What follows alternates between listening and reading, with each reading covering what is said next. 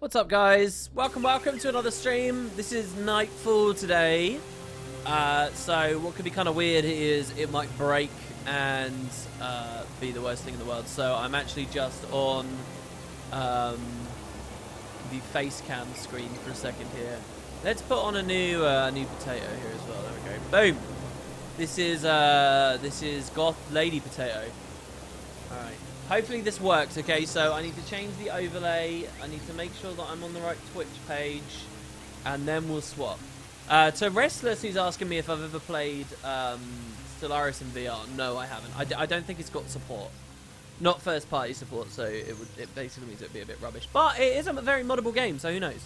Alright, here we go. So let's try and get in game. Today's going to be a bit of a special one. So, Guild Wars. Oh, and then I need to turn the overlays on. Guild Wars. Yes, it worked. Oh my god. Excelente. Brilliant stuff. Alright, so yeah, today, guys, as you may remember from the previous episode in the series, we're at one of these points. I believe there are two of them in Nightfall. We've already grinded our way. Grinded? It seems like it's not a word, doesn't it? We already grit our way through one of them. And there are these moments where they give you a primary quest that just says, hey, you need to get to quite a high rank or quite a high level.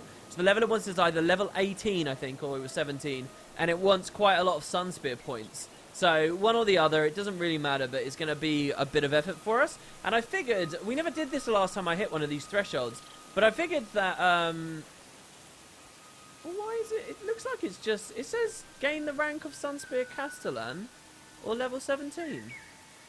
Are we already there?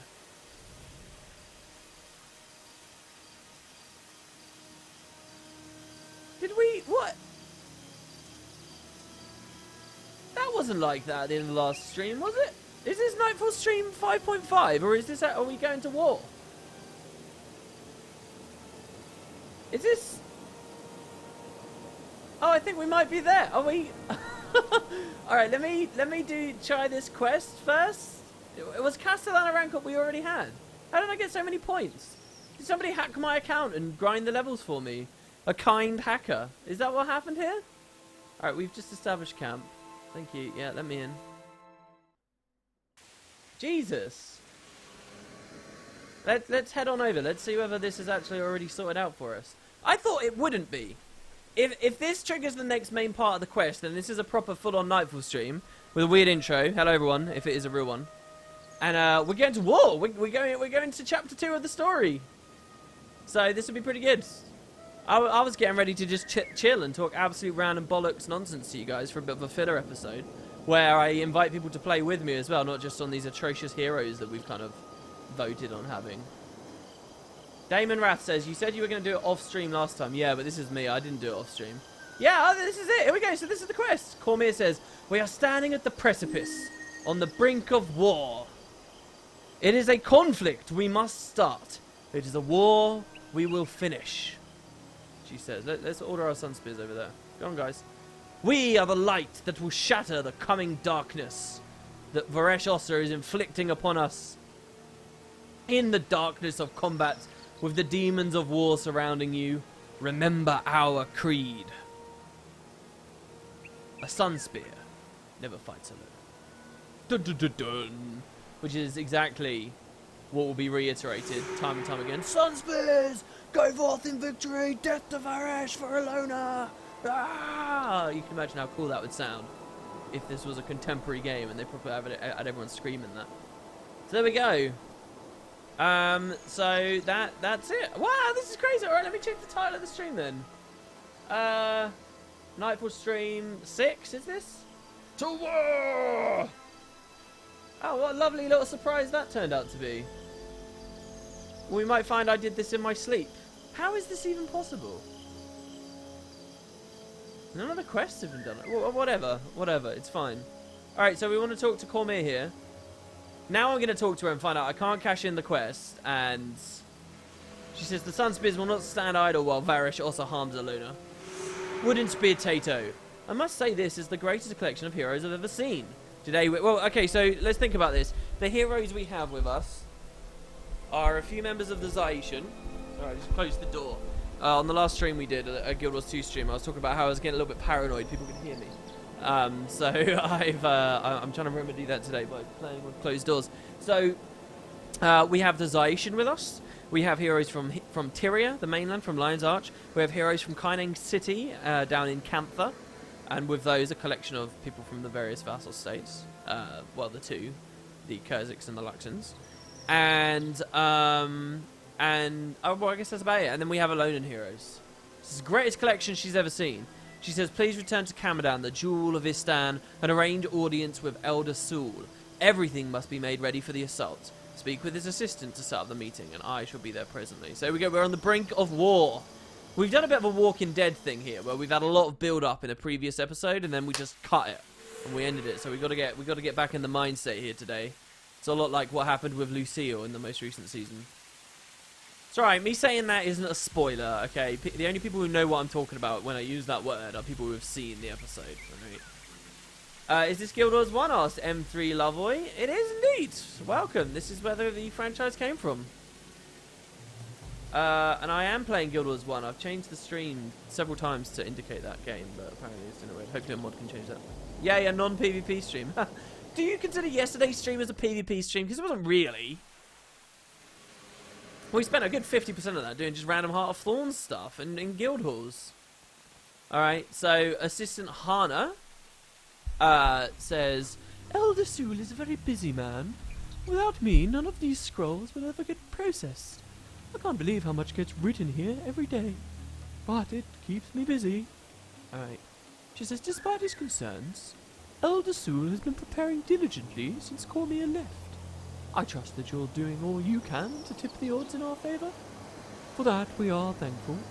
The Sunspears have rallied for battle! We must inform Elder Sul of our intentions! Very well. Prepare yourselves. Elder Sul does not want Alona plunge into a civil war. We are ready! Alright, here we go. We should have a cutscene here to enjoy. No? Yeah, here we go. Alright, this is it, guys. We're about to leave Istan. Cormier brought this on us. She funded Corsairs. She messed about with ancient powers. Cormier, why have you gathered your Sunspears? Varish has denied your charges and banned your followers from Kourna. I feared as much.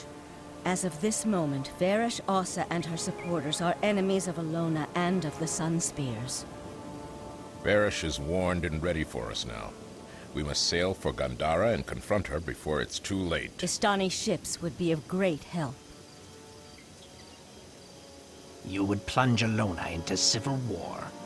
We have not yet exhausted diplomatic channels. With respect, Elder, we know what we have seen with our own eyes. Varish is a danger.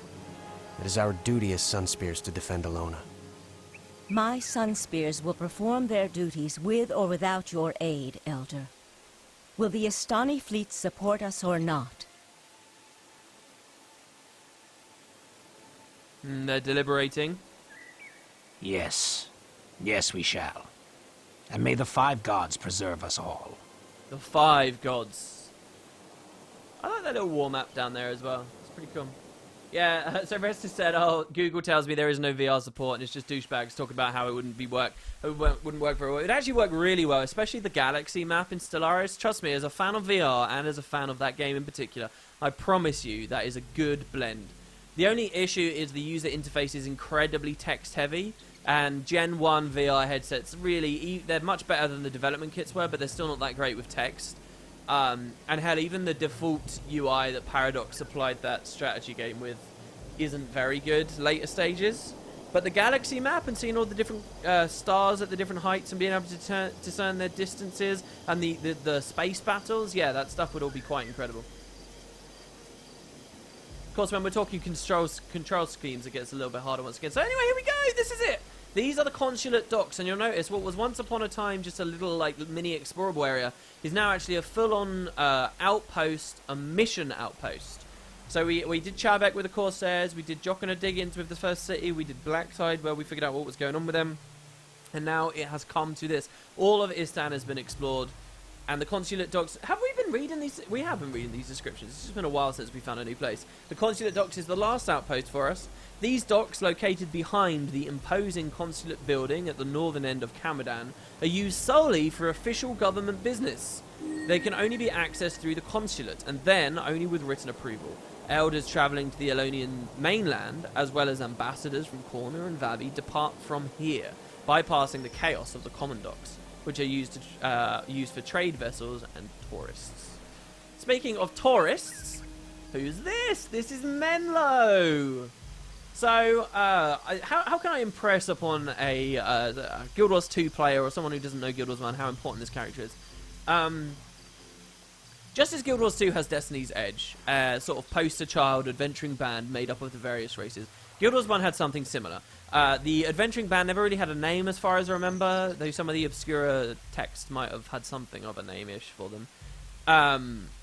They never really had a name, and instead of being multiple races, they were all humans, because that's what Guild Wars 1 was about, humanity, but they represented the makeup of the different classes, the different professions. So you had like a necromancer and a mesmer and an elementalist and so forth.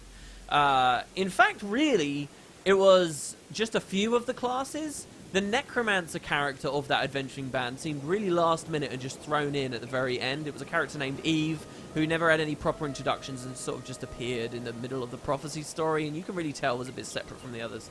And in fact, the mesmer of the original 6 classes, there wasn't a mesmer representative of this group. The closest that mesmers got eventually in Guild Wars 1 was Gwen, but she was never really the same tier.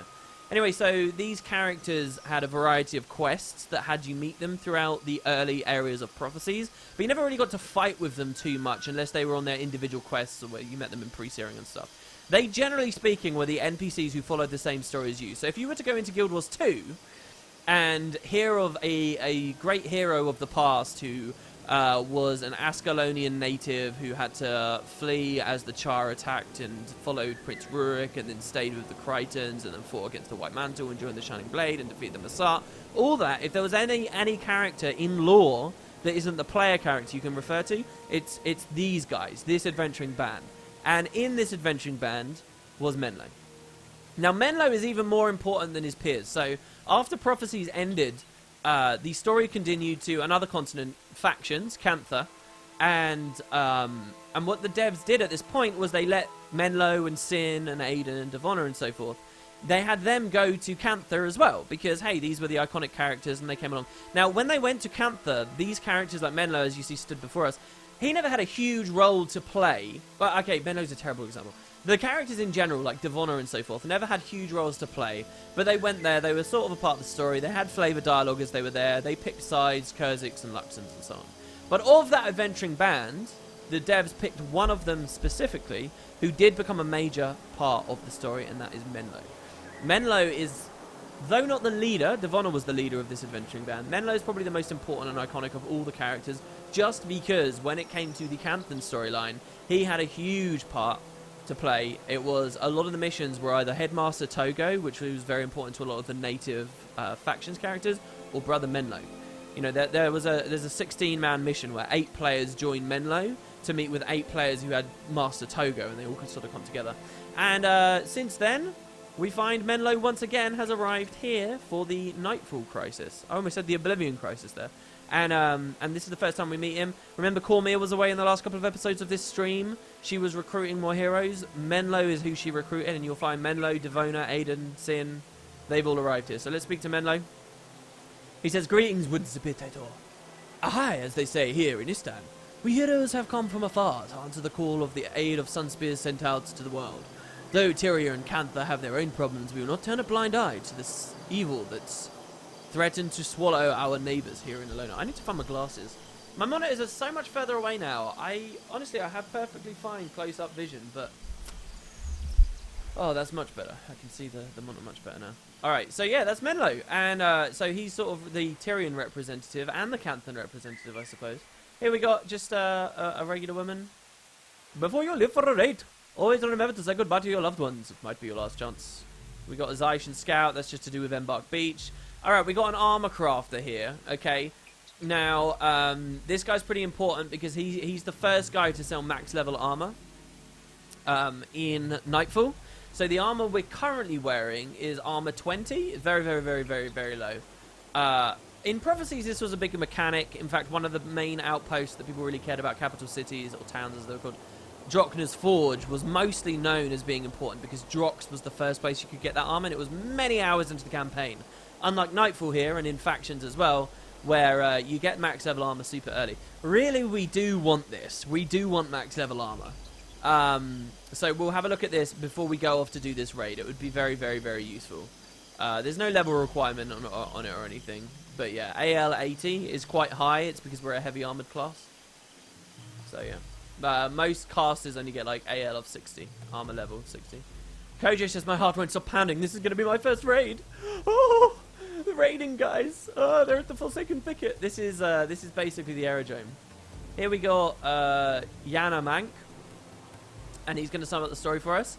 Oh, hi, Sunspear. The Kournans have made their stand at the Moon Fortress, but with Cormyr leading your forces and you by her side, I'm sure Istan will win the day.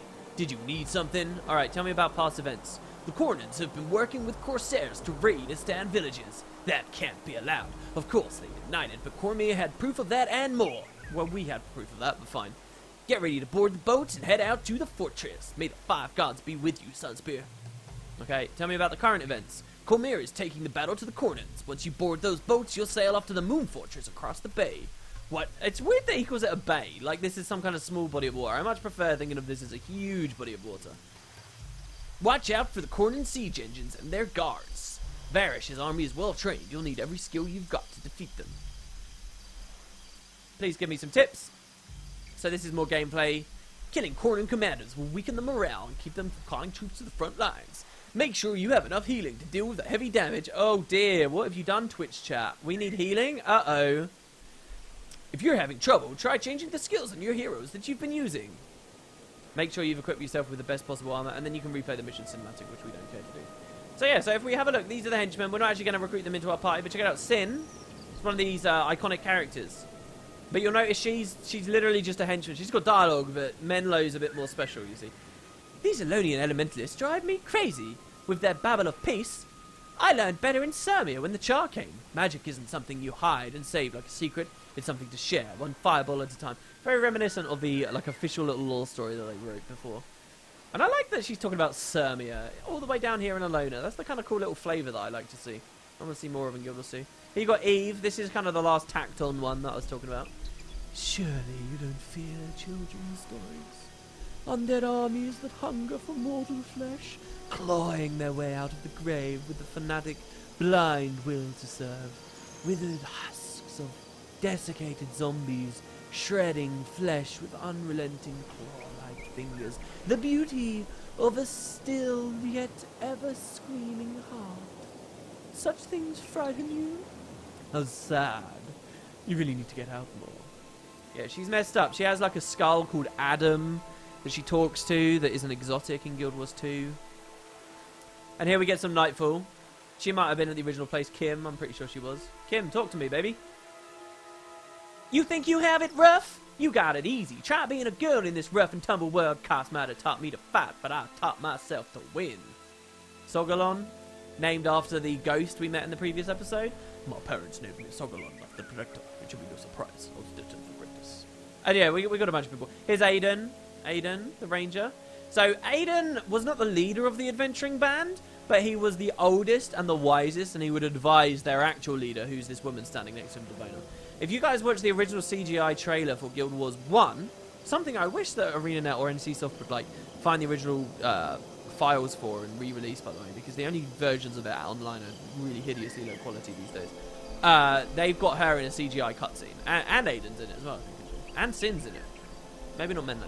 Definitely not Eve, because again, I think Eve was sort of a late comer. Anyway, years before the steering, when I was just a child, I saw the Char murder my father, and I hid in the woods. Later, I did terrible things to avenge his death, to assuage my guilt, until I finally realized the difference between vengeance and obsession. Once he's walked both sides of the path, a man never again blurs the line in between darkness and light. I've seen evil. I've offered it in my hand. Never again. He's very cool, very wise. And then we got Devona. I wasn't kidding when I said this would be a lot of work. Back in Tyria, my father died protecting people from Istani. So the Battle of Kylo? You guys know that? The PvP map in Guild Wars 2? Her father died at the actual Battle of Kylo, which you're sort of seeing a misrepresentation of when you PvP. Her father died, and there's a story that the devs released back at the release of Prophecies talking about that. I'm going to live up to his memory and show them what it means to be a real warrior. The Kournans could do with a dose of honor, justice, and respect right in the face. So you see how different she is to Aiden. But yeah, so there you go. Those are the important people.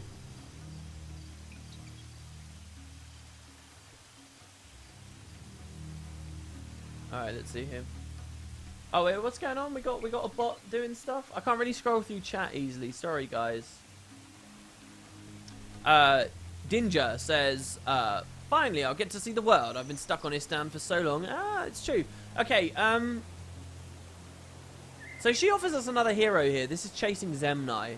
Now Zenmai is a factions character, and this is a sort of the quest. Because now we're at this dock. Basically what happens is, you see this travel boat here? You click this.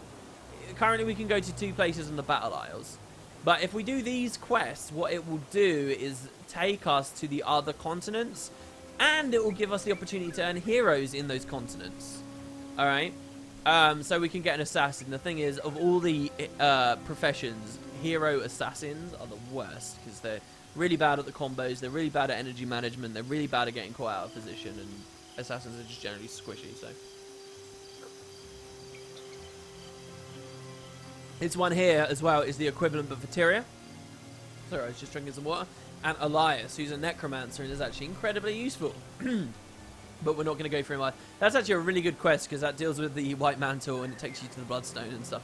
But we'll leave that. I might save that, the availability of that for a future video I might do on the next raid wing. Alright, so here we go. Let's finish catching our quest. We have ships and we have men. We have the will and we have the means. Nothing can stop Homie once you put them onto it. She would fight Balthazar himself if she thought he was the cause. If she thought the cause to be right and virtuous. Something tells me she is looking for just that kind of altercation with Varesh. Take this, you'll need it. This is really cool. You know, these little slight subtle jabs and hints at the eventual story we're dealing with. Cormir would fight a god if she felt it was worthwhile. You're fucking right, lad. So, the seas will be awash with war before long, mark my words. And high time, if you ask me. Let's take this battle to them who asked for it. Oh, dearie me. Okay, alright, so... now, somebody did point something out. They pointed out that you guys voted on Maloney as Avatar of Dwayna. Now, what Avatar of Dwayna does is whenever she strips an enchantment of herself, she heals all of her allies for 14 health. And they pointed out that apparently there is a hero build which can heal and support very comfortably as Avatar of Dwayna. So if we lose this fight, which I believe we have a good chance we might, I'll pop that up so that the health goes even higher there. If we lose this mission because we have got such a stupid comp, alright? What you may find I do is properly set her up to support us in that way. I quite like our group though. We've got the earth shaking going on. It's not bad. Okay, and we've kept our stuff up to date.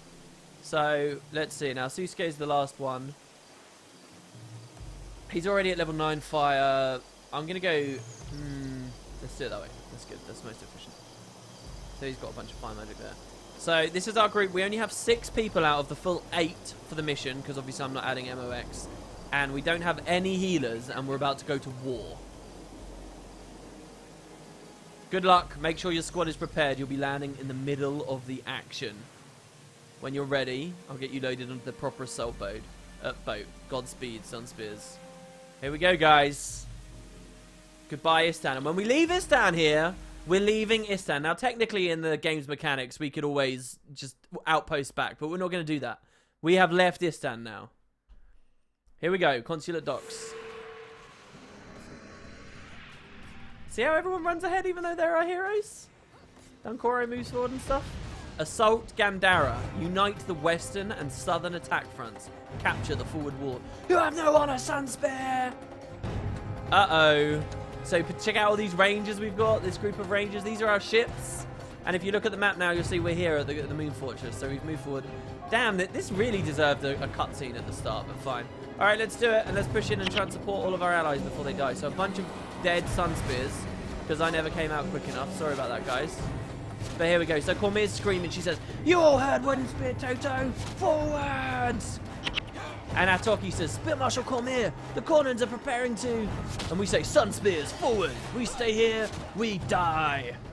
And Cormier says, "Wooden Spear Toto, take your squad and capture that forward wall. We'll bring reinforcements to you once it's captured." So, we're going to blow this up. Don't forget, we do get Charlie, so this kind of, the fire imp sort of helps bolster us a little bit. But this is the Moon Fortress. The making of Nightfall DVD, you can see Dev's playing around with this place, actually. All the love and joy and attention that went into it. There's actually some footage in that as well, of areas in Nightfall that never ended up existing at all. I got a bit of aggro, so I'm moving back, forcing these guards to push the line. And also to reduce pressure on me, so I can keep myself nice and comfy. Alright, so it looks like there's a phalanx over there. No, don't kill the imp, don't kill the imp. Signet synergy, thank you. Alright, so you guys want to look quite closely at the party window down there, and then also the top right, you want to look at the compass a little bit. Hi, do you think we'll get Tengu as a playable race? I used to think it. I don't know it anymore, though. I don't know. I hope that we still do. Do I think that it would be the right thing for the franchise? Yes, I do. Oh yeah, someone said don't forget to pick up the storybooks. You can turn in for gold. That's true. How do I pick those up again?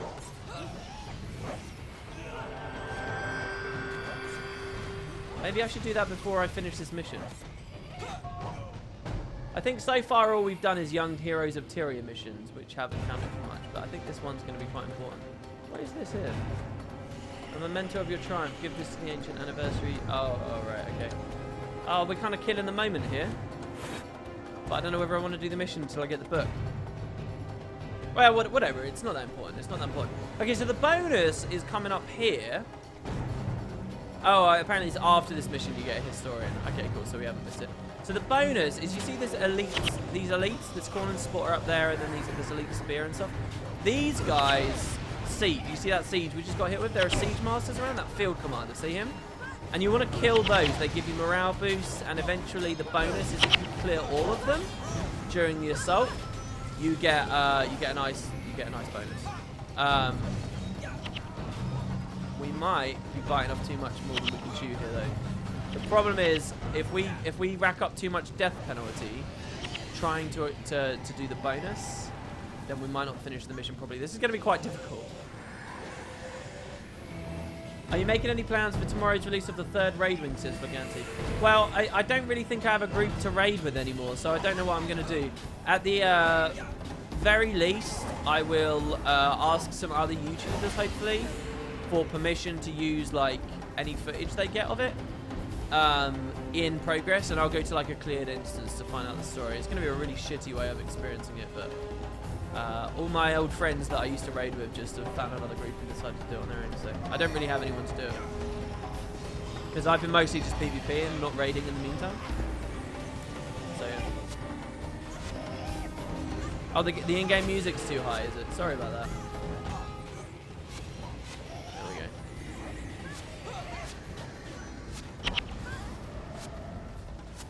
I'm running around as a Quaggan right now. It'd be so weird if they added like a very Guild Wars 2 thing, like a Quaggan back to Guild Wars 1. Puiek said raid with Spud Club members on stream. Obvious choice.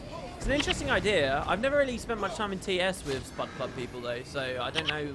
We'd probably have to get like Discord and do stuff. Could be cool.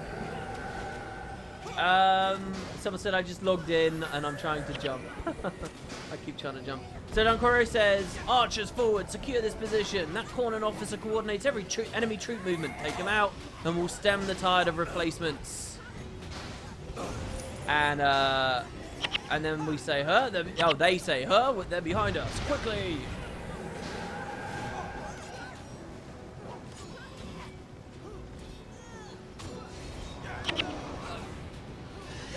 Yeah, I know that some people in Spud were raiding. In fact, there's a raid branch of Spud, isn't there, that I've never been in. That might be a nice idea. Yeah, I know we have a Discord as well. I actually need to advertise that a little bit better.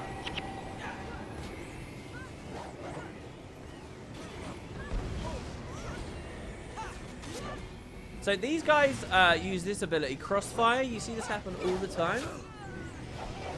It's a weird skill because I'm not quite sure what ArenaNet are going for, but it becomes unblockable if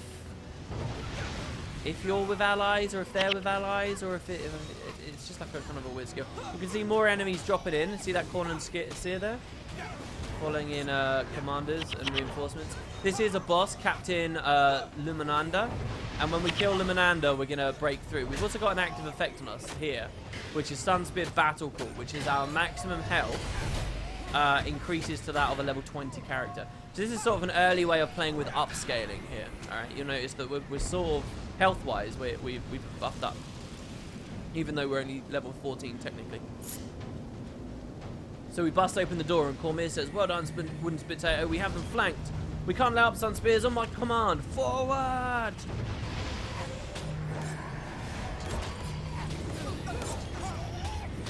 Since we're wearing my glasses, it kind of makes my eyes heavy.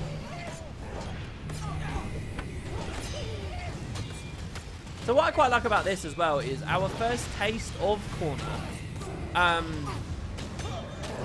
It feels all very alien and different, sure, but we really don't know what land we're in. We don't know anything about the flora or the fauna or very much at all, because we're in just a very city-like place, and it feels very different to where we've been already. But what I'm trying to, I quite like that it's a bit of a slow burner to discover what the area is really like. Here, Susuke's going to devastate all those things over there.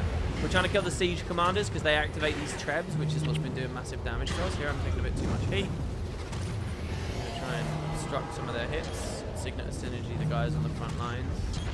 I'll actually drop an anthem on myself. Actually, let's do both. Drop these. Sorry, an echo or a refrain on myself. Maloney's taking some damage. Signet of Synergy are up. I like this. Everyone's like a bit hybrid-y kind of damage. You know, Guild Wars 1 is funny. If you do...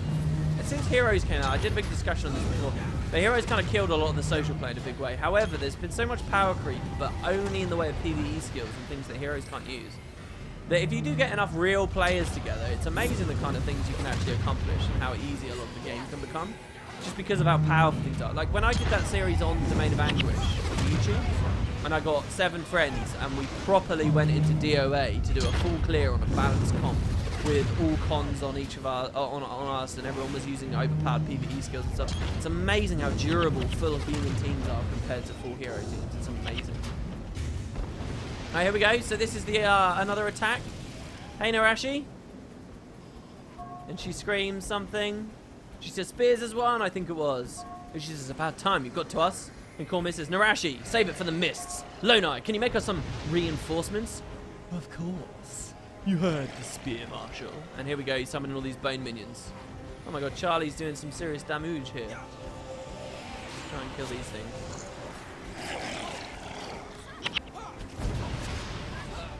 Sound effects are pretty loud as well, really, still. Alright, we'll turn those down as well. We'll turn them from 10% to 5%.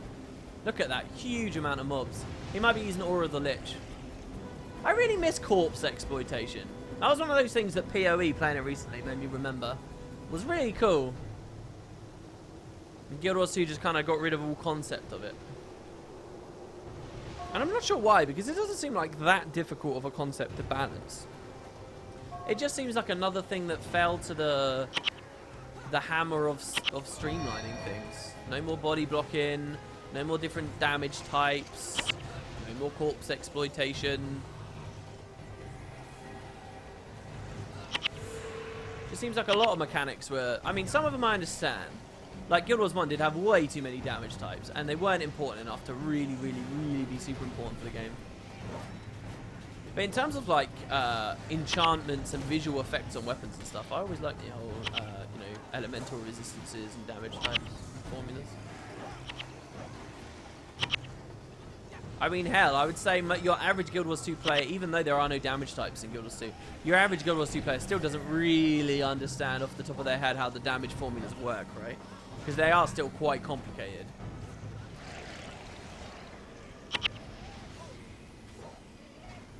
the old interrupt sound effect.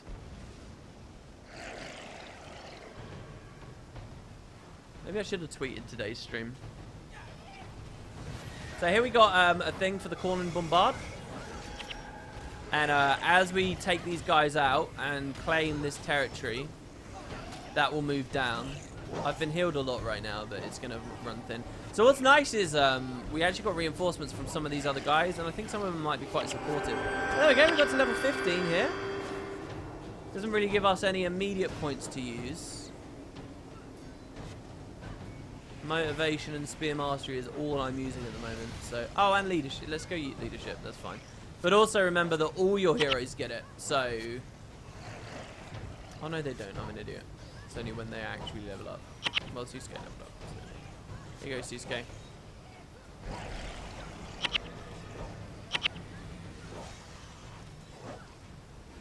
You know, I wonder how many times I've heard that interrupt sound effect compared to, say... What's a Guild Wars 2 sound effect that plays all the time?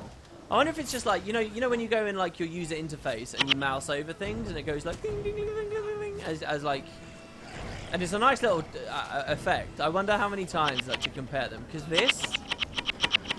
this I've heard a lot of in my life, a lot. Do you know what blew my mind? I was reading yesterday. Okay, so the Bethesda conference for E3 was out last night. And I was watching it with a bit of a frog in my throat, because everyone obviously wanted Elder Scrolls 6 to be a thing. Everyone wanted it to. But I kind of don't want it to be a thing just yet, because I want a bit more time so that I can start covering it on the channel and stuff before Elder Scrolls 6 comes out. So I kind of want a bit of a wait. Now, so I was watching very close, and I was happy to see, by the way, it's probably old news by the time a lot of people end up watching this. Elder Scrolls 6, yes, was not revealed at E3. Instead, the Bethesda conference revealed like a remaster for Skyrim, which is better than just a facelift, by the way. It actually fundamentally has changed the engine, given it a 64-bit executable, and a few other nice things. Like, what was it? It's like a method of light scattering and creating volumetric scattering, was it, or something like that? It allows you to have like God rays without looking at the source of the light. Pretty cool. Anyway, they never revealed it.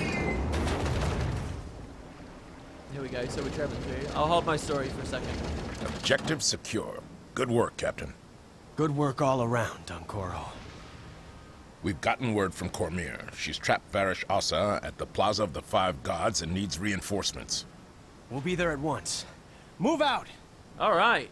The Plaza of the Five Gods. This is very cool, and there's a cool little Easter egg here as well. Hopefully I'll be able to show it to you guys.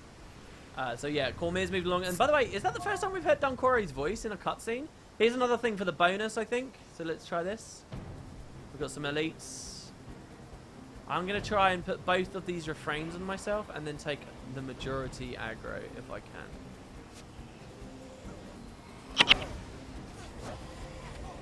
I can't remember. Why was I just talking about the Bethesda at E3? Shit. I actually had something relevant to talk about. I cannot remember what I was going to say now. I have no memory. Well, whatever. Hopefully it was clear. Plaza of the Spoiler Gods. And yes, maybe one of the Guild Wars 2 sound effects that we hear more is this rose has thorns. Here they are. Thing is, though, that's only if you play a Sylvari. If you play a lot of a Sylvari, you probably hear that a lot.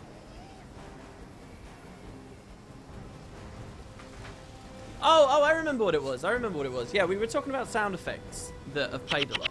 See, to me, I feel like I've played this game so... I've now played Guild Wars 2 more than I've played Guild Wars 1. I did a video when I crossed that threshold, which was quite shocking to me when I played more of the sequel than the first game, because I have so many memories, so much condensed knowledge. No! Oh, God! Res, come on, please. All right, spread out, guys. Careful. Jesus Christ. Oh, I have no reses for myself. Who blew me up there? Oh, my God, there's an Elementalist boss. Come on, everyone, pick each other up, Dunkoro. Oh, God, Taukora. Oh, Taukora doesn't have a hard res. Oh my God, push damage. Heal. Oh, this is bad. Cautionary Signet isn't good. Whoa, this is such massive nukes. I never set my armor either. Alright, there we go. It's just us and the boss now. Shit. Hopefully my allies can res, but I don't think they can. I don't think that's... Look at that damage! That's mental. That is mental. I only have 11 health. Oh no, don't everyone run away. No, oh, it's just the imp left. Oh god. Oh my god, the imp's dead. I think we just lost it, guys. I think we just lost the battle. Unless we wait till we can resummon him. What does it say? Can only be activated once every 10 minutes per character. Didn't that used to be an hour? Yeah, but I have no like resurrection scrolls or anything. I could eat a golden egg. Oh no, this is a slash design. The other option is maybe I could run ahead and trigger a cutscene and that would respawn everyone.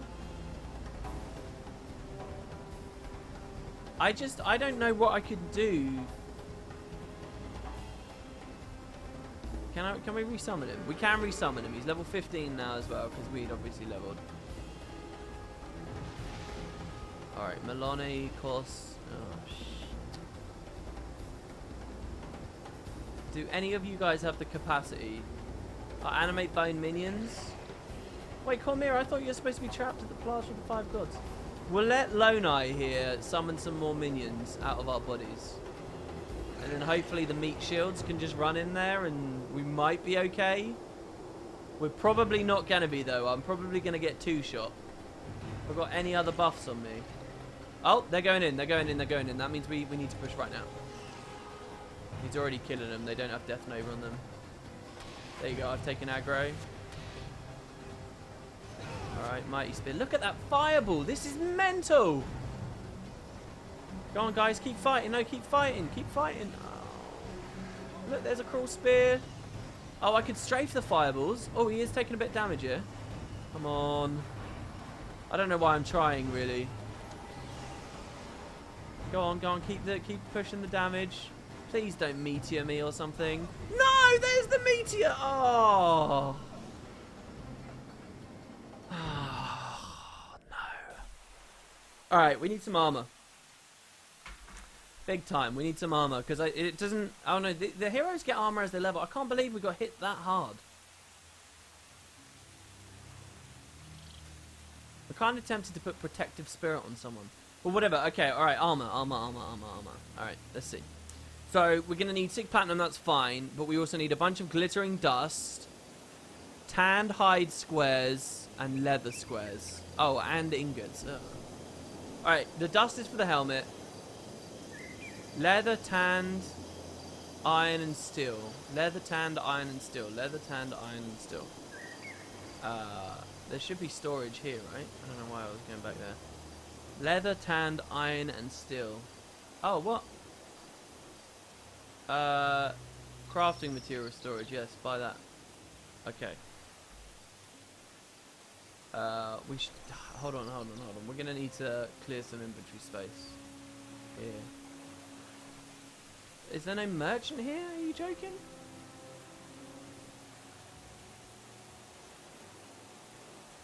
Can I sell to the armor vendor himself? I can. Alright. Sell. Sell. Oh, we have 7 commendations. We might just be able to straight up get some armor. Tribal shield.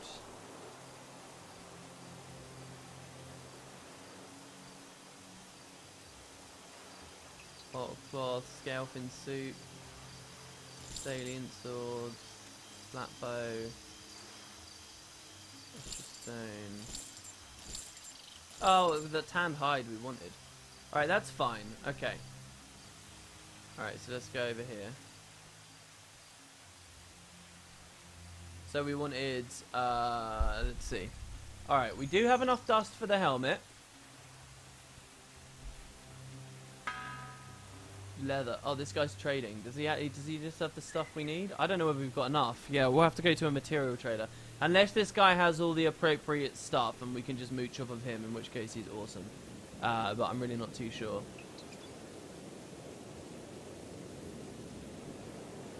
Winter's Green. Everlasting Pyre. No, you don't. Look, this is a waste. Do not give me that Everlasting Pyre thing. I appreciate your generosity. Thank you very much, but you should hold on to that. I promise you it is not worth giving me that. It's really not. This is the annoying thing about Kamadan, because it only has a 4-party limit, so you have to, if you want to go to the material storages and stuff, yeah, it's going to cut into your party size. A bit frustrating. Alright, let's go... Are they over here, I wonder? Merchant, hero skills, mercenary registrar, rune trader. Mercenaries are heroes that are other characters on your account. Fantastic feature. Really cool feature.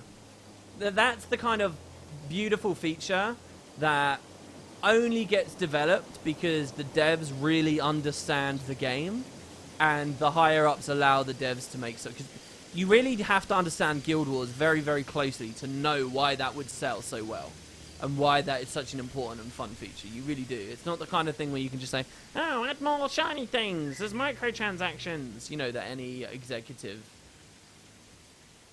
would appreciate. Material trader, here we go. And then there's a rare material trader over there. Alright, what services do you have to offer? Okay, we want to buy... It was tanned hide, I think. There's a really interesting thread going on at the moment. I don't know if I've talked about it on these streams, but there's an interesting thread going on where a guy's talking about how he's trying to drive the price of the Ectovac down. Because basically, as far as I understand it, and I don't think it's too wrong for me to openly talk about this, as far as I understand it, people are just botting a lot in this game at the moment and buying gold in huge quantities and essentially not being punished. Because the game is sort of on autopilot and not really being supported with any main focus. But what it's caused is ridiculous amounts of inflation. So this guy's been, I can't remember where he said he got all of his wealth from. But he sunk like removed like millions and millions and millions of gold from the economy, or he was trying to anyway.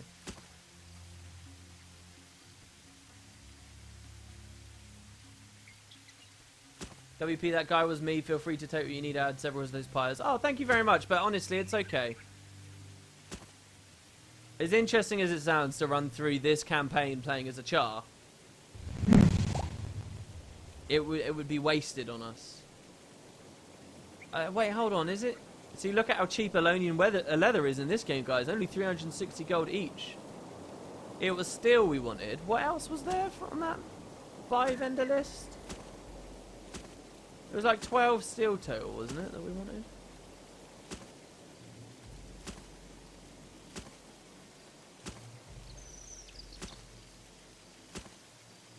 $12 steel? Then was it? It was just leather squares or Elonian leather squares? I'll buy like 12 of this.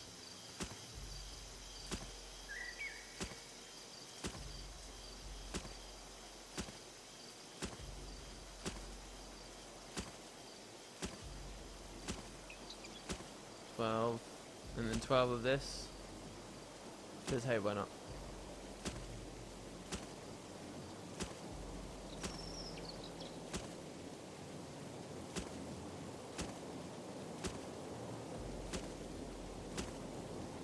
Alright, let's see what we got. Get the Elonian leather, dig a hole in Lion's Arch and dig it up later. Wish I could transfer those with my legacy system. Yeah, it would be nice. Alright, let's see here. Let's get some armor, shall we? Alright, yeah, okay. So, what we'll do is we will get a motivation... No, we'll get a leadership helmet because that will be useful for all builds in the future that we run. So, let's equip that and bin that. Then let's get...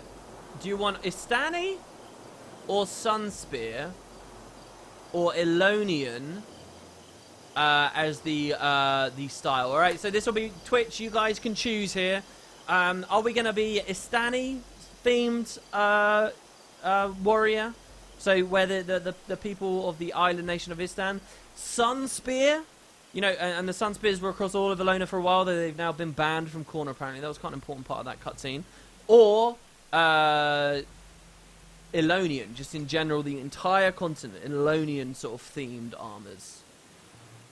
These armors designed by Kristen Perry, by the way, many years ago, who I believe she was largely responsible for the Guild Wars 2 die system we had, among others. So yeah, type in chat 45 and then Elonian, Istani or Sunspear. And that is the skin. It's purely cosmetic. Oh, I see the difference now. The different costs are for the different styles. Shit, so we actually need a lot more. It's 12 steel ingots just for this. Oh, well, whatever we pick, we'll then go get the rest of the ingredients we can. Your laugh sounded fake. What was I even laughing at? What was funny? 45 Elonian. Okay, Elonian. You want Elonian stuff. Okay, so an Elonian raiment. Which is leather squares plus iron ingots. You know, we could mix and match since I just sort of messed up there. No, we'll go pure Elonian. We will go pure Elonian. So I need to buy more ingots and leather squares. Okay. And we'll just buy like a bunch.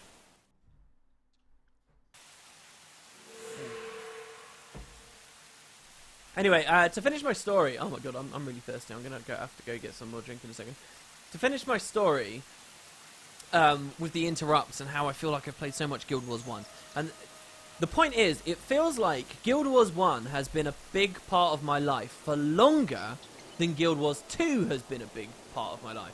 Which is funny considering Guild Wars 2 is like a part of how I earn a living even at this point. And you know, it is so important. Now, the other game that is quite... So it's not... So it's iron ingots, right? So we'll just buy a bunch more of these. So, what really blew my mind with the Bethesda conference at E3 was someone left a comment, disappointed. Now, I was happy that there wasn't an Elder Scrolls 6, as I've explained. Reveal it next year for release on the 11th of November. That's probably what they do. Now, I was pretty happy with that. But a lot of people didn't like that. And one of these people who didn't like this fact posted on, was it a forum? Maybe it was a Twitch chat, and it was a screenshot that I saw of it. The other thing we wanted then, it was just regular leather, yeah? We'll buy a bunch of these. He said that, that this gap between Skyrim and today is the biggest gap between Elder Scrolls games that ever has existed. Let me just say that again. The gap between when Skyrim released, which was what, 2012? Which to me feels like just yesterday, honestly. I was on my apprenticeship, it feels like just the other day it released. It still feels like a super new game to me. The gap between when Skyrim released and today, or when the next game comes out, is the biggest gap that has ever happened. That completely blows my mind. That absolutely blows my mind, because Oblivion, the gap between... It feels weird to think more time I have existed longer on this planet since when Skyrim existed to today versus when Oblivion came out till when Skyrim came out. When I think of when Oblivion came out, I think of myself as really, really young. And I think of myself as like, so much was yet to happen in my life.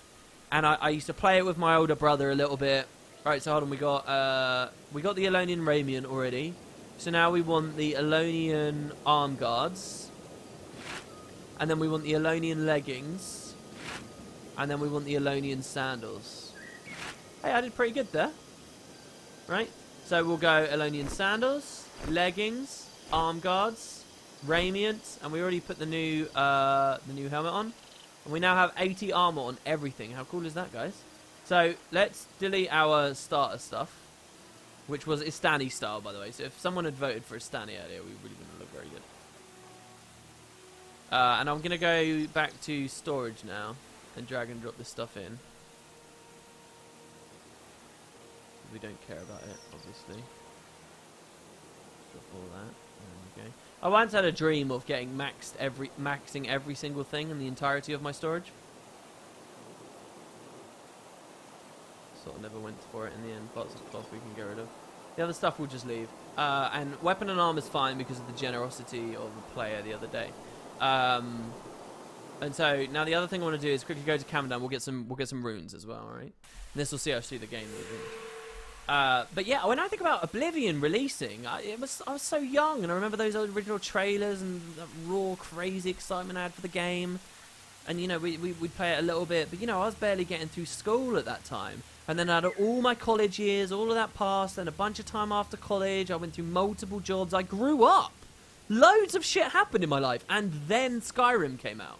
That feels like a huge span of time between Oblivion and Skyrim's release. A huge span of time. Massive. And now people are saying that it's already longer since that's scary. It can't, to the point where I feel like it can't be true. I kind of want someone to tell me that it's not. Alright, so I'll teach you guys a little bit about how upgrades worked in Guild Wars 1. So, on our armor, you'll notice here, all it does is it gives us armor. And a little bit of energy here. If we were another class, if this was like light armor, what you'd find is it gave us a little bit of energy regeneration as well. Our legs and our chest would, so we'd get +4 instead of +2. You see these two little arrows? We'd have 4 of those instead of just 2. But beyond that, they don't really have anything on them. So in Nightfall, they added... there's 2 ways you can augment any piece of armor. You can add an inscription to it, which will change the core stats it gives you. Or I'll show you what those are. Sorry, an insignia. It's very similar to how you craft insignias in Guild Wars 2 onto armor and inscriptions into weapons in Guild Wars 2. It's based on the Guild Wars 1 system. So Guild Wars 1, you can augment the stats of this Elonian raiment in 2 ways. One by putting an insignia on it, and the other by putting a rune on it. So we can make it... These are the insignias here. So first we want to pick an insignia. We can have a survivor insignia, which gives us increased health. A radiant one, which gives us increased energy. And you see it's stronger if we put on a chest piece versus leg and so on. We can do Stoutwort, which gives us more armor versus physical damage, or armor while we're attacking with brawlers, or armor while we have an enchantment, or armor while we're holding an item, or armor while we're in a stance. I think there might be more insignias than this in the game, okay? But so, generally speaking, if you look at the prices, this is a vendor, but the prices are set by the supply and demand as players sell and buy them from them, okay? So, if I bought from another player, I could get this slightly cheaper, but this is, because there's like a tax on this is like a weird mini version of the TP. But you'll see that the expensive ones are the survivor insignias, because generally speaking, the health on this is better than everything else. Next one that people usually would consider is the radiant one, and the price matches that as well, because sometimes you want the extra energy, and we might even want that as a paragon. But I will probably go for the health here. And then honestly, I have no idea why armor +10 while attacking is high. So we're going to go survivor, okay? So that's going to cost us a platinum each. We've got enough money for it, although, so we're alright. So we want to buy 5. It's weird going back to a game where there's only 5 things. So we want to buy 5 of them, yeah? Not 6, because there's no shoulder. There's no shoulder slot in Guild Wars 1. You double click. And you can dump it on there, and can you see it was the Exalted Elonian Crest, now it's the Survivor's Exalted Elonian Crest. You see that? And now it's the Survivor Elonian Raiment. So the insignias, or the inscriptions, as far as weapons are concerned, will augment the prefix, and the runes will augment the suffix. Affix? Suffix? Whatever. Alright? So now we want a rune. So there are runes for each class, and what the runes will do is they will bump your attributes. That's all runes do in this game. They're much better in Guild Wars 2. They've still got a million years to go to be even better in Guild Wars 2, but they are better in Guild Wars 2. In Guild Wars 1, all they really did was bump your attributes. They didn't do really miraculous, weird things, generally speaking. I'll show you what those are. They're the common runes. But so we're a paragon, so we've got all these different tabs here. This is for the various classes. Well, paragon is here. Alright, and so here you'll see you've got runes for leadership, motivation, command, and spear mastery, which are our attributes here. Ignore the ones below, the dervish ones, because that's a secondary profession. So what we can do is boost these up. You see how leadership there now has blue 6? And if we mouse over it, it says it's because your rank is actually 5, but it's 6 because of your headpiece. It's gone to 6. So so your headpiece will buff one attribute, and it will stack with any rune.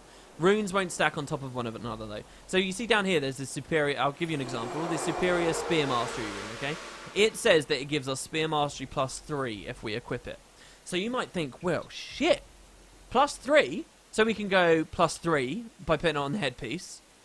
Then we can go +3 again, is 6, is 9, is 12, is 15. We can go +15 on spear mastery. Our spear mastery currently is 9, but if I bought lots of these, and they're really cheap, they're only 100 gold, I could push that into 20s, into the 30s. That would scale these skills to be ridiculously deadly, wouldn't it? Wouldn't potatoes? Well, no, because these don't stack. You only get 1. I could equip 5 superior runes of spear mastery onto my armor, but only 1 of them would do anything. Well, they all have a downside of removing your health. So the loss of health stacks, but you don't want that. The positive thing, the spear mastery +3 is non-stacking. So the headpiece always gives you +1 that does stack. The runes never stack. So what does this mean? It means that in total you can get +4. Because you can get +1, and then maybe I could put this superior rune on there as well, and it goes to a total of +4 in the end. But that's as high as it will go until you start using consumables like those eggs I was eating earlier and stuff. The absolute cap beyond that, based on skills and everything, is 20. But you, so the highest any of these will ever go is 20. But if you look at my spear here, no, all right, I don't have any gear, but there is some gear that gives you a 20% chance to bump your attribute by 1, and through that you can get to 21. 21 is the absolute max. It will never go higher than 21. All right. So yeah, that's the way it works. So what do we want here? Well, we're motivation spear mastery, really. So how do you know whether you want a minor rune, or you want a major rune, or a superior? Well, you might notice based on the prices that the minor runes are the only ones that are worth any cash. And this is because the minor runes just bump your attribute up, like our headpiece does, without ever causing us to lose stats. While the major runes will give you +2. So the minor rune of motivation is +1 motivation, that's it. Major motivation is +2 motivation, but at the cost of 35 health as well. And the superior ones cost you 75 health. Now, you guys from Guild Wars 2 might be hearing 75 health, that's fuck all, that's nothing. Guild Wars 1, 75 health is a lot, alright? 75 is close to 100, and 100 is like quarter of your max health in some cases. It's a lot. You know, we've only got 480 health max at the moment. You can expect your average player running through PvE, you want them to have about 600 health generally, is around there. So it is a big loss. So the classic noob mistake is to buy every single superior rune and equip them all because you want the meaty attributes, but then you have such low max health you're dying instantly all the time. Think about that mission I just died in a second ago with the fireballs and stuff. That guy wrecked me. If I had even less max health, he'd wreck me even harder. So we have to be careful. So what I'm actually going to do to start us off is I'm going to go minor spear mastery, minor leadership, which is our primary attribute and always useful because of energy management, and major motivation because we like motivation. So if I equip all this stuff, at most I've only hit my health for 35. Okay? And that's 3 runes total that I've done that on. So I'm going to put the leadership rune on my leadership headpiece. So it will have leadership +1 stacking, health +5 from the insignia, and spear mastery and then leadership +1 again. Leadership +1, but this one's non-stacking, so there you go. So you see we now have 7 leadership instead of 6, even though it's regularly 5. Then we'll go spear mastery there, and then we'll go major motivation there. So if you look at our stats now, we're a lot stronger. Pretty cool, no? Now, that's just the Paragon runes, okay? You'll notice that there's also a special Paragon insignia. Here you go, so there are more insignias. This is armor +10 while we're under the effects of a shout, an echo, a chant, or whatever. And each profession has their own. See, like, you've got Windwalker and Forsaken for the Dervish, and for the Ritualist. And just because this is Ritualist, it doesn't mean only Ritualists can use it. It's just it's going to be most useful for them. Artificers and Prodigies and Virtuosos and blah, blah, blah, blah, blah, blah, blah, blah. Okay, those are the insignias. So these were the runes I showed you. These were just the Paragon ones. There are common runes, however. These ones are very important. So the common runes are minor. Okay, is Vitae. Vitae is just a stacking plus health 10. You can just health +10. Comfortable, pretty cheap, nice. People use those. Attunement, same thing but for energy. Just 2 energy. It's nice. You see a lot of casters will just dump a bunch of attunement runes on their stuff when they're not using, you know, attribute boosting ones. Then you've got some more special ones like Recovery, which reduces the duration of Dazed and Deep Wound. Both of those are probably the 2 strongest conditions in the game, so it reduces those. Restoration is the same for Bleeding and Cripple. Clarity is Blind and Weakness, and Purity is Disease and Poison. Okay, so those are the common runes. And then finally, there are Vigor runes, and Vigor has a minor, a major, or a superior. Okay. Now, this is non-stacking. Vitae will stack with one another. Vigor won't. And you'll see that the most expensive thing out of every single tab we've got here, every single tab, is this common rune down here, Superior Vigor, which costs 36 platinum. That's a lot of cash, okay? But why? because this is a huge bump to your health, straight up, plus 50 health. So, you know, this was like the main thing you'd cap your build out with in the end. Instead, I'm just going to go Major Vigor. This is what I usually did when I was a primary player, which is going to cost us 9 platinum, so it's still very expensive, but a nice chunk of health as well. And then that Major Vigor there can go into our leggings slot down here. Like so. And then we've got one final one, and I'll put a Rune of Vitae there, which is another 10 health. And there you go. So that's the way that the rune system works. This thing with Superior Vigor, by the way, you'll see you've got Major Vigor here, costs 8 platinum, 500 gold now, right? Because we just bumped the price down because we bought one. That's 41 health. Superior Vigor is 50 health. So this is only 9 hit points stronger, which really, even in Guild Wars 1 terms, where the health pools are much lower, 9 hit points? Dude, that isn't much. 9 hit points is not a big difference, but that's a huge difference in cash, isn't it? That's 28 platinum. What people are doing in Guild Wars 1 here is essentially, unless they're doing it in the player market, they are paying 28 platinum for 9 hit points. And that's immense. That is crazy. That is so difficult to fathom how hardcore, how min-max nerds will go in video games. And I still find it hard to wrap my head around this logic that is so prevalent in these games.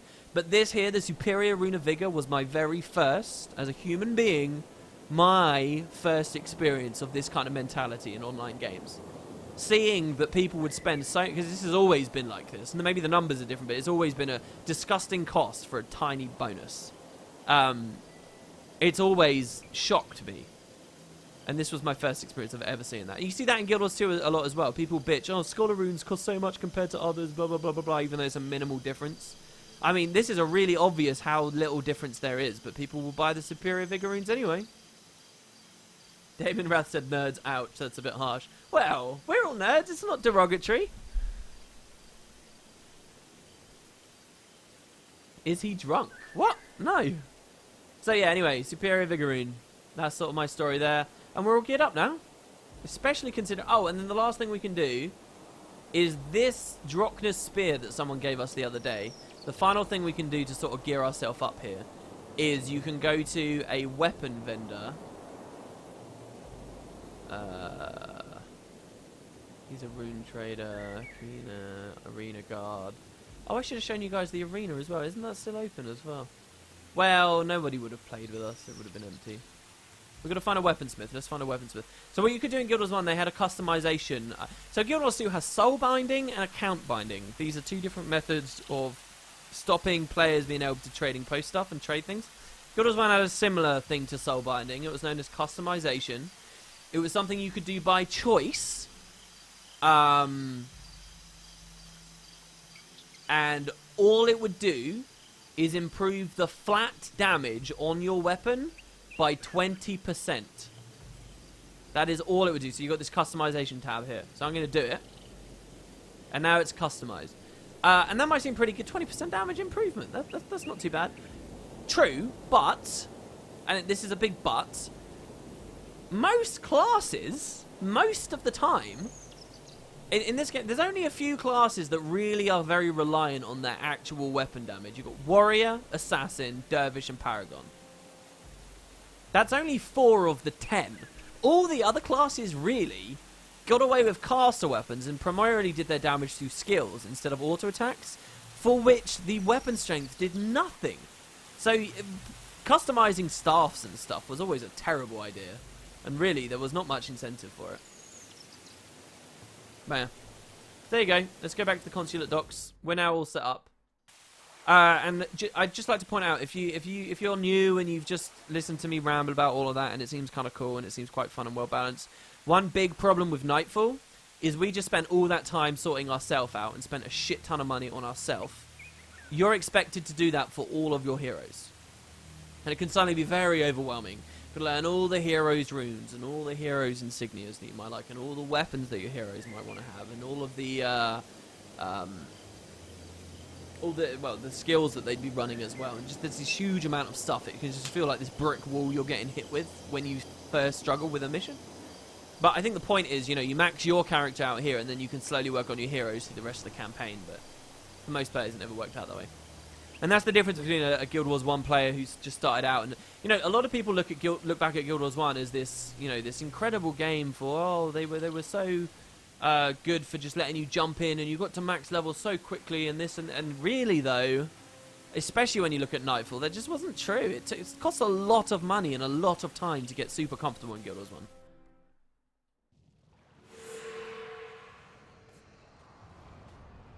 It was more with how I said it. Well, I wouldn't be too offended. It's not like I personally know anyone to the point where me calling them a nerd is actually, somehow offensive. You can only insult a stranger to so much of an extent because, I think the most insulting things in this life are when people make snap judgments based on actual evidence they've seen about individuals. And I just can't do that. If I call you a nerd in Twitch chat, even directly call you a nerd in Twitch chat, and we really don't know each other, I wouldn't be too upset, because it's not like, I actually know anything about you to base some mean comment on, right? Like, there's this other thing as well, like, I've always been so scared of patronizing people, because I tend to, if I'm explaining something to someone, I tend to really slowly go through the most simplistic little motions on every little detail of the discussion. And I've had quite a few times in my life, I'll talk to a stranger, someone I don't really know, and I'm just sort of telling them how things go. I've had quite a few situations where people are like, can you please not patronize me? And I'm always really aware and paranoid of people scared that they're going to say I'm patronizing them. And the thing is, though, the more I think about it, I feel like it's impossible to patronize a stranger. I'm going to go out on a limb, and I'm going to say that as a fact of life. It is impossible to patronize a stranger. I have to know you to patronize you, because it's just rude to be any other way, isn't it? Don't give the stranger the basics of the topic at hand. Just assume that they know what you know. That's worse, isn't it? If I know you and we're good friends, and it's obvious that you have intelligence and knowledge in a certain subject, and then I go in and I start telling you really basic stuff as if you need to hear it, then there you go, that's patronizing. If I don't know you, it's kind of like, a teacher stands up in front of a class and starts talking about a topic from the beginning. Is he patronizing his students when he doesn't even know them? I don't think so. I think a big part of a teacher's job is to know where your students stand when you first meet them, right? That's half of why assessment is a thing. It's entirely why assessment is a thing. Oh, and Damon said I'm not trying to be a pissy or anything. Oh, no, I didn't think you were. You just got me off rambling. You just got me rambling, that's all. None of what I just said was specifically directed at you. Look how much sturdier we feel now. Look, I've almost got 600 health now. And as I said earlier, 600 is kind of the reasonable value you'd expect players to be. If I didn't go for that one major rune for motivation, we would be at 600 right now. And that would be pretty comfortable. We'd be a nice, sturdy part of the team. Guess I'll go back and try Guild Wars 2 because I loved exploring the world and doing world bosses. Yeah, world bosses are very strong. No Name Legend says, really glad you started playing Guild Wars 1 on the stream. No worries. We started a while ago, actually. It's a good old game. Enjoy it. Yeah, 600 in PvE. I remember I used to do a lot of random arenas somewhere around the 500 to 400 mark, depending on how YOLO I was trying to be. I feel like when I was younger, I used to be a lot more YOLO about things. But yeah, I can't believe that Oblivion thing. It's been longer since Skyrim came out to today versus when Oblivion came out till Skyrim's release. That cannot be true.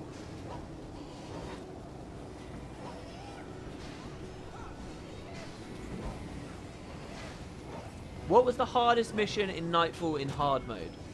Well, if you want to include the end game area, the answer is obvious. It's Domain of Anguish. If you want to just go for the campaign, I would say probably Gate of Madness. That's the penultimate mission. It's not the final. The final mission of this is a boss fight, basically, and it's not balanced to be the most insane, grueling thing. However, the mission before the boss fight is known as the Gate of Madness, and it is an incredibly long mission that results in a very difficult multi-boss fight. where you fight the antagonists from previous campaigns at the same time. And not only do you need a really good group to clear your way to that point in the mission, which is already a great threat to you, but you then also need to be able to clear the bosses. And to make things worse, the bonus for that mission asks you to fuck about in that boss fight even longer than you really want to. So it's really something else. So I think it's the Gate of Madness. And I say that as someone who's played the game a lot, but also as someone who the first time he went into Nightfall, I got stuck on the Gate of Madness the first time I played this game, and I quit. Well, I wouldn't say I quit. I've never really said I quit. But I stopped playing Guild Wars for like 4 or 5 months. Went off, played other games, probably got super into Halo or something. Fucked about doing other stuff, played some Final Fantasy, did whatever. And then eventually, just on a whim, decided to turn Guild Wars back on, and then eventually finally finished Nightfall. But yeah, I only bought Nightfall like several months after it originally released. Never played it for a long time because I originally bought this as just a birthday present for my brother. Where are you? Why is Koss all the way around there like a moron? I think we've over-aggroed pretty bad here. Let's try and put a refrain on it. Chill out, bro. Yeah, and then when I even finally did play it, I got stuck on the Gate of Madness. No exaggeration, I got stuck and oh no, another warrior died. And I just ended it there. I think a lot of people would have had that experience as well. Gate of Madness is hard. It's the perfect example. You know how much like I'll complain about how much they dumbed down Guild Wars 2 and made all the missions easy and made it impossible to fail and blah blah blah, and they don't know how to make it, but all this nonsense, you know, this kind of snobbery. You know, the devs will always justify decisions like that. Oh, we made the game much easier because, and they'll justify it because they'll point out that if the game is hard and when people die, they quit. And even the Path of Exile devs will talk about that recently. Their most recent expansion wasn't very difficult, but they said, hey, this was a great success because lots of people kept playing.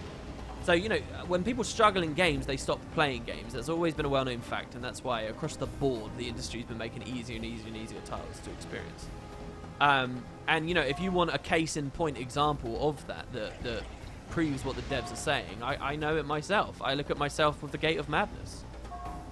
The Gate of Madness is a really difficult mission, and its difficulty accentuates and really puts focus on the difficulty that is occurring in the story at the time and the hopelessness in the story at the time, and what a slim chance you actually have at escaping the threat of Nightfall is so minor, and the gameplay matches that as well, and so it's a phenomenal experience and it should be difficult.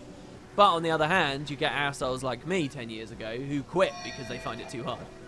And then, oh dear, now we're not getting any... Not that Guild Wars 1 cared about microtransactions so much, but, you know, especially with games like Guild Wars 2, oh dear, we're not getting any revenue because no longer people care about bank slots and character slots and blah, blah, blah, blah, blah,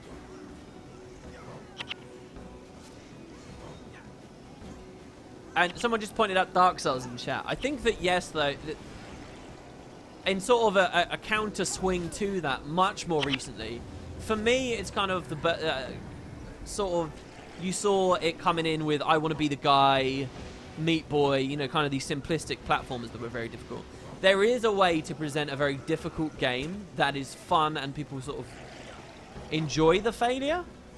But I think what makes a lot of those things strong are hard to pull off, generally speaking, in some MMOs. I think the main thing you have to do is be able to get back to the action very quickly in situations like that. And that's why you see that Guild Wars 2's raids are designed the way that they are. Very much unlike Domain of Anguish or Ergos and stuff like that. People don't mind failing as long as they don't, you know, lose a huge time investment. Like, this is quite frustrating that we died here earlier on this stream. And it's frustrating because I've got to wade through a ton of shit again that I've already done. Come on, Milani, stay in there, hang in there. I'm spamming so much stuff on her to try and keep her healed up. I think she's okay. She's got both echoes on her. And I just chanted the hell out of her. Koss is taking the focus now. Ooh, she barely held on there.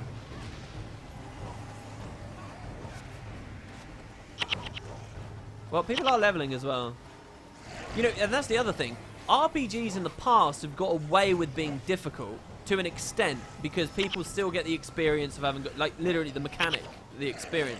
or that, you know, they've earned gold as they've gone through. They've got drops, and, you know, they feel like they've still got something to cling on to even though they failed the mission. But that's where it's even harder in Guild Wars 2, because they didn't really build a very good RPG where you really care about that side of things. Not even on the reward level of, like, a gold. I mean, here I can feel kind of happy going back through to try and explain. I can go back through. I'm kind of happy going back through because I know my heroes right now are continuing to level up. They're all level 15. Some of them were level 14 earlier. Next time I go to this boss, they will have leveled a bit more. I've made progress. I've made it easy for myself. There's a sense of progression here that I can feel, and that's where the fun is. So I'm not too sad that I died.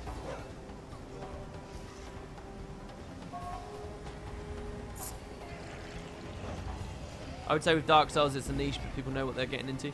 Yeah, there's kind of a thing about that. The thing that I always think about with Dark Souls, okay, and it remains to be seen how true this ends up. Alright, here we go. So, we've got the big boss here. So we want to push in before too many of those minions die. What you're going to see here is me properly flagging my heroes apart. So we've got 3 individuals, and then we've got the bulk there. And what this means is when a meteor lands, I'm not going to get everybody exploded all at once by that single meteor. They're all going to stay nice and spread out, which is good. And all my guys are going to stay generally back. The 2 that are most prone to getting nuked together are going to be Maloney and Koss, because they're both frontliners and they'll both probably be hammering on the same guy. So we shall see. I'm just going to get some of those refrains on them. These massive chunks of damage that Koss has taken there. Yeah, look. Oh, I should have added a hard res to my own build. Kourna and Elite Spear. Well, as long as we can kill as much of their trash as possible. Dunkoro's getting hit. That's pretty bad. Signet Synergy. Alright, there we go. There's the captain. So you see how Koss is running back now? That's because he's flagged to stay a certain distance back, and his AI is going to bug out if it goes too far. But it's fine. There we go. Much more comfortable. See how everyone held their positions? How Kourna, our backliner, properly stood back. Susuke's there. Oh, okay, and Dunkoro makes a good point here. He says, this is a trap, Cormier. And Cormier says, I know, Dunkoro. I know. Uh-oh. What about all the confidence, guys? Well, they are still confident. They think they've run into a trap and they're fine anyway. Well, it happens in movies enough.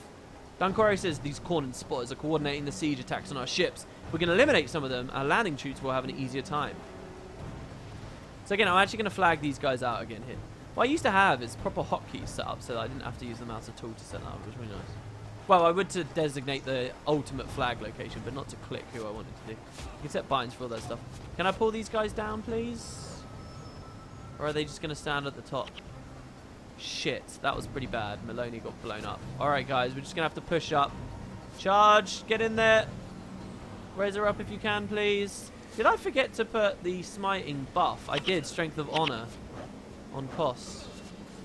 Dunkoro, don't die, don't die, don't die. There's a Signet Synergy. Don't die! Don't die! Ah! Oh no, Rogers died! Rogers! Alright, good. Susuke got a nice meteor shower up there.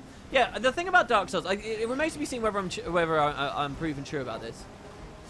But there's kind of a thing in movies. You guys might not be too familiar with this. I've never really talked about this myself anyway, but people in video games might not be so aware. There's a thing in movies, trends in movies, where there's one specific genre of film that gets very, very, very popular and then becomes staggeringly unpopular, and then becomes very popular and then becomes, and it waxes and it wanes, comes on and off in sort of like in trends, okay?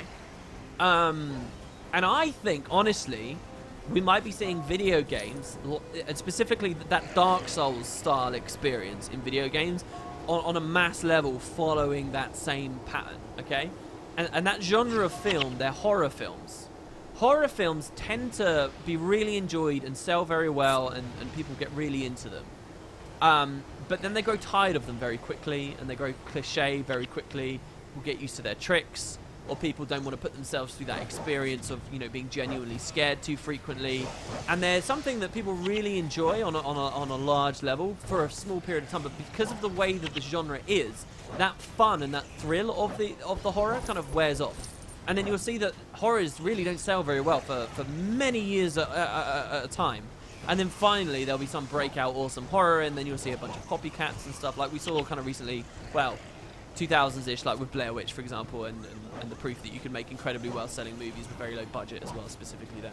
So, and I think, or I wouldn't be surprised to see, if this kind of Souls genre and these kinds of games that have been breathed, they'll have a hardcore small audience, don't get me wrong, for a long time. But I think you might find this follows the same kind of trend, and it'll be something that flares up and people really like to enjoy and dive into. But there is a saturation point for it quite quickly, where future titles people tire of. But there we go. All right, so there you go. That's the mission done. This is a trap, supposedly. Standard reward. And you want to look in the background. This is the Plaza of the Five Gods, but you're actually going to see a sixth god here. Spear Marshal Cormier. Good to see you, Captain. Varish has holed up here with her followers. Now that you're here, we can make the assault. Sunspears, at the ready. Spare those that surrender. Now, in the name of the Five Gods, forward! Oh, she delivers that so well. I remember my Let's Play pointing that out. I was like, oh, yeah, cool, come here, woo! So check it out, you've got Grenth back there, Melandru, Balthazar. That's Lissa in the background. Fools! Your gods are weak. Uh-oh. My god gives me strength. Abaddon! There's Abaddon! Oh! Next to Dwayna, the leader of the original gods, see? And only appears for a little while. There's his mural again. If you Wikipedia Abaddon in Guild Wars 1, that'll be the image that they're using on the wiki. Torment Gods, demons. She has demons.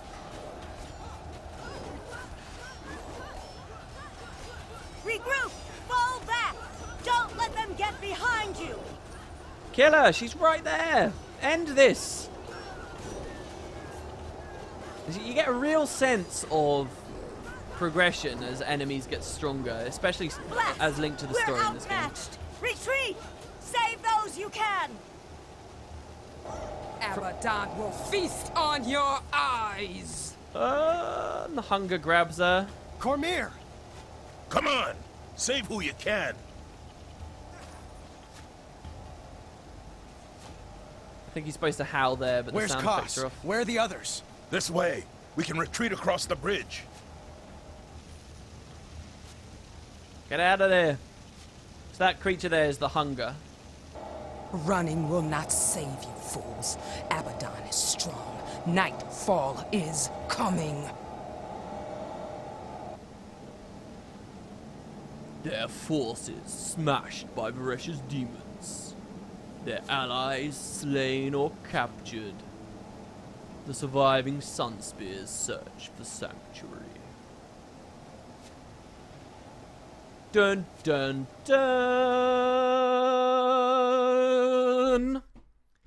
And we arrive at Yolin Haven. And it gives us this message. This is my favourite bit of the whole game, honestly. Koss, well, in some respects. Koss has been captured by the Kournans. Speak to Sunspear Mordiki to continue. Now, if we ignore the fact that we can totally just, waypoint back here. This is really cool. We're proper stranded here. We're stranded at a new continent. Our leader is dead and missing. Our best friend from the start of the game is missing. We can't add him to our party anymore. I wish Nightfall did more of this. And I like to think if Utopia came out, they'd do more of this as well. And we're here alone. And what did I say earlier? We arrived in Kourna, but we just saw the city and in a siege. Well, now we're in real Kourna. We're in, the boonies. We're in the small villages with the people that we don't know whether they're sympathetic to us or not. And we don't know where the enemies are. And we're struggling for survival. And we don't know how to regroup. And it's every man for himself. And it's fucking cool. I love this. This is a great moment. In our hubris, we are destroyed. We are beaten back. And scattered across Kourna. And the game does reasonably well at sort of delivering this to us as well. So the hub of social and business gatherings, Yolin Haven, is located at a major viaduct and, along with water, disseminates gossip, news and informal trade among the farmers in the area. Such gatherings have made the station moderately wealthy and travellers will be comfortable here. So just near the city we are here. I love those cutaways that weren't from the player's view. They were really cool as well, and I think Guild Wars could do more of those. Guild Wars 2 has done the odd one of those. Yeah, and this is Nightfall. Yeah, and this is chapter 2 now. This is the next thing. Apparently, this is where we find that historian as well. So we'll figure that out. Yeah, people. When I was talking about movies a second ago, someone mentioned like Westerners, like young adult and stuff. Yeah, my point isn't that genres, die out, because genres do die out, and Western is, the go-to example of that. The Western was so oversaturated and everywhere and then died out. And I agree as well that, yeah, the superhero genre, it's going to hit saturation. It is. And I feel bad for the, highly played, classy actors that are going to star in the inevitable movie that crashes and bombs, like, Doctor Strange or something, whatever it is that's coming up, I think that's true. But this is... What I'm talking about with horrors is slightly different. It's not notable because they go away for a while, but it's that they repeatedly go away and then come back. There is a market for them. There is an audience for them. But they're such a social experience as well, to be scared with friends. When is a horror most fun? It's not when you're sat alone with no man or woman or child to love you in the world and you're just sad on your couch in the dark watching a horror. Nobody does that. That's not where you enjoy horrors most, generally speaking, unless you're a real film enthusiast and you want to see the techniques that people are using to scare or whatever. It's sort of more of an academic enjoyment. What people enjoy horrors for is socially going out and experiencing them. And I think that there's kind of that magic formula with horrors that means sometimes everyone's really excited collectively to go see them and they sell really well, and then they just drop off, and it's just not a good idea to make horrors for a long time. And I do think you'll see stuff like that appearing in gaming, definitely. I mean, gaming was much more limited once upon a time. There wasn't so much money in it. It was much more limited what the technology could do. And so, yeah, you found a lot of difficult design built into early arcade games and things, specifically because, it was about earning that extra money in the arcade, and it was about... One of the best ways that games could actually be used as a source of entertainment was just to demonstrate your mastery over something, and that was really what most of the focus was. Now, the technology's got to a point where you can do a lot more than just tap into that one idea. And so we're seeing difficulty become less important. And I think that general idea is now going to be something that waxes on and off. We'll see. We'll see. Maybe that Souls idea and that branch of games will forever be insanely popular and never grow thin. But I think they might. No matter how good they are. I think slowly you'll... Anyway. Alright, let's deal with this. Let's get our book and then we'll probably close the stream off. Jump scares will always be a type of spook. Just compare this to Five Nights at Freddy's, way oversaturated. That's a good point. You don't see so many of those at the moment, though. Wooden potato. Thank the 5 gods you made it out alive. So few of us survived. Atok was killed in the assault. No! And Rogers. Kos and Cormir are all missing and presumed dead. Narashi got away with Lone Eye, but Lone Eye's nerves have been shattered. We must keep a low profile. Kourna troops are hunting for us everywhere. Wait a minute, what happened to Kos? After the demons attacked, he retreated from the city. The last anyone saw him, he was holding off a horde of Kourna guards to give Narashi time to escape. You won't be able to adventure with him unless we find him. This is horrible! We can't use Yolenhaven as a rally point. There are just too many Kourna patrols around. Narashi headed north to scout other locations. Maybe you could check with Zudash Dejerin? He's a cranky old merchant and has no love for the Sunspears, but he may know a safe place to hide. I'll stay here and send any other Sunspears along. Sounds good. You never fight alone, Muraki. So yeah, Zudash Dejarin, he's an important character, especially if you go for the side quest. So he says, our assault on Gandhara was thwarted by Varesh Ossa and that demon army she somehow conjured. But all is not lost. We're regrouping. First, we must establish a base of operations here in Kourna, so pull yourself together. We can't afford to grieve over the loss of Kos and the others just yet. There will be time for that later. The Sunspears need your leadership now. Zudash Dejerin, a local merchant, may know a suitable place we can use as a command post. Can you consult with him while I tend to the other survivors? Kos would want us to kick Varesh's butt for him. Yeah! Wait, let me do that again. Kos would want us to kick Varesh's butt for him. Yeah. There you go. Ugh, I hate that voice I do, and I'm refusing to stop doing it, because I want you all to hate it too.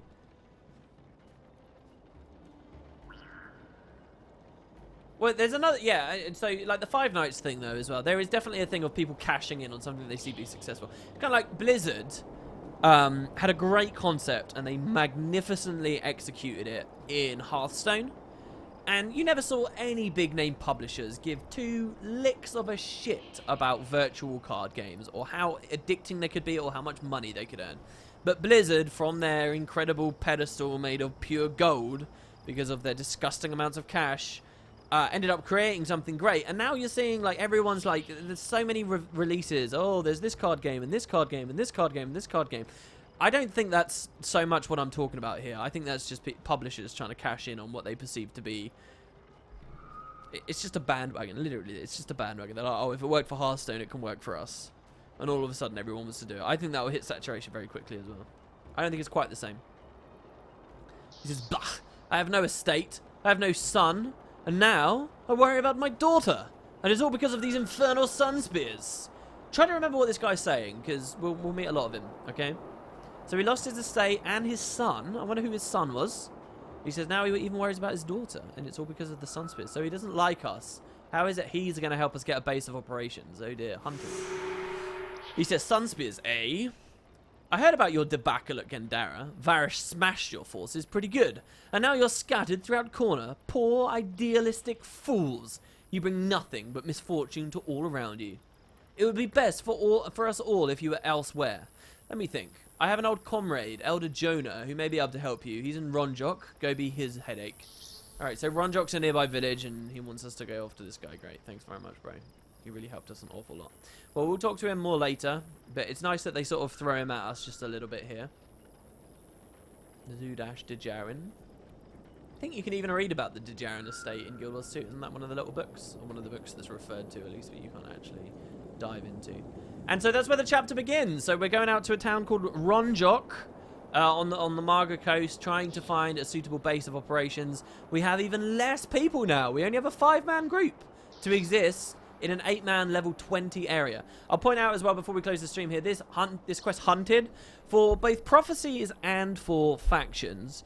There was a point in these stories where you underwent rituals that extended your character's powers in a very specific way. So in prophecies, this was the rites of ascension you learned in the Crystal Desert many hours into the campaign. And what this allowed you to do was to see the Masat, who up until that point had been slipping out of phase with with Tyria, and could hide from you. And you could see them, you could fight them on their own terms. In Cantha, sort of early in the plot, you become Wayno Su, closer to the stars, by performing this ceremony among the Celestials with Soon, the Oracle of the Mists. And when you do this once again gives you the ability to see a great many spirits and ancient heroes of Cantha and the envoys themselves, which allows you to face Shiro Tagachi, who had been hiding from you. And both of these sort of rituals were also marked a point in the story where you could then travel to the mist. So when you became ascended, when you became closer to the gods in prophecies, it made a lot of sense. This was when you could summon the avatars of the gods, communicate with them, and actually travel to the underworld or the Fissure of Woe. And it was when you became Wayno Su in Cantha, it was big, it was important, it was tied to the story. Unfortunately for Nightfall, it didn't really pan out that way. They just randomly give you the ability at some point, and that random point is here. Once we complete Hunted, once we find a safe haven for the Sunspears, yes, it's among some statues to the gods, fine. But it's really, it's not a good story. So then they're just going to randomly, secretly unlock that ability for our character here and there. And this is the quest, Hunted, just so that you guys know. So it's sort of special for that. GG Lagged says, please say hello to me, Mr. Wood. Hello, GG Lagged. The degenerate state. Well, so there you go, guys. Yeah. So Philana pointed out, you've got Gwent, Jules, Hearthstone, Scrolls. Well, see, Scrolls I actually have a bit of respect for, because Scrolls, they were identifying that and trying to go for that. Mojang, this was like the second thing that came out from the guys that did Minecraft. At least it was like 1 or 2 employees there that really cared about it. This was before Hearthstone even, so they get a bit of my respect there. But now that Hearthstone's proven is so effective, everyone's trying to jump on it. You've got Elder Scrolls Legends, yeah, the card game for them, which again was at the Bethesda conference.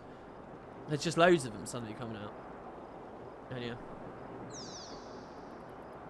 But yeah, so we will leave that there. Slightly shorter than the other Nightfall streams, but hey, I will see you guys next time for our adventures in Kourna. I do really like this part of the game. A shock twist! Our assault on the capital has failed. Varish Ossa is free to travel the land and do whatever horrible, evil thing it is she's attempting. Our leader has been captured and something was feasting on her eyes last we saw. And most importantly, we have lost Kos the boss. Thanks very much for watching, guys. Hope you have a great evening. And I'll see you on Friday. Oh, actually, no, I won't see you on Friday. Oh. the Friday streams might be ending, guys, because I might be expanding Visual Wood onto Fridays. I'll have some tweets and some news for you guys as things go ahead, but it could be the next Friday we might not have a stream. We'll have to see, but it might be a bit of a possibility. That would make Zero to Hero be on Saturdays instead, and as simple as that. But yeah, so cheers, guys. Have a good one. I'll catch you later.